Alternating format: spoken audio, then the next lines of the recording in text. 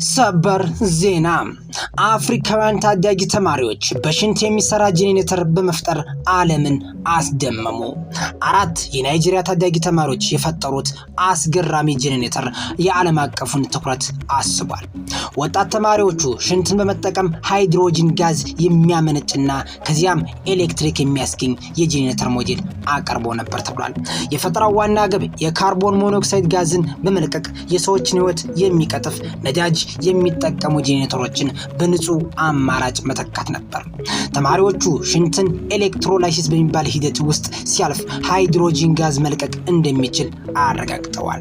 ሽንት በኤሌክትሮላይቲክ ሴል ውስጥ ያልፋል።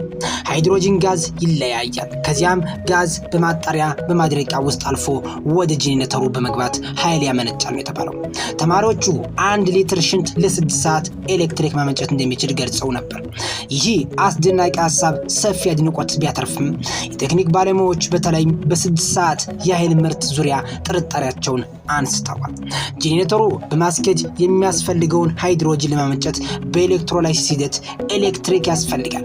ባለሙያዎቹ እንደሚሉት ጄኔሬተሩ ከሚያመነጨው ኃይል ይልቅ ሃይድሮጂን ለመለየት የሚያጠፋ ኃይል የበለጠ ሊሆን ስለሚችል ስርዓቱ ለትልቅ ደረጃ አገልግሎት ውጤታማ አይደለም ተብሏል። በናይጄሪያ የኃይል እጥረት ላለባቸው ማህበረሰቦች አማራጭ መፍትሄ ለማቅረብ የተደረገው ጥረት እና የሚያበረታታ ቢሆንም የቴክኖሎጂ ምርት መጠን አውትፑት ትክክለኛነት በባለሙያዎች ዘንድ አከራካሪ ሆኖ ቆይቷል የተባለው።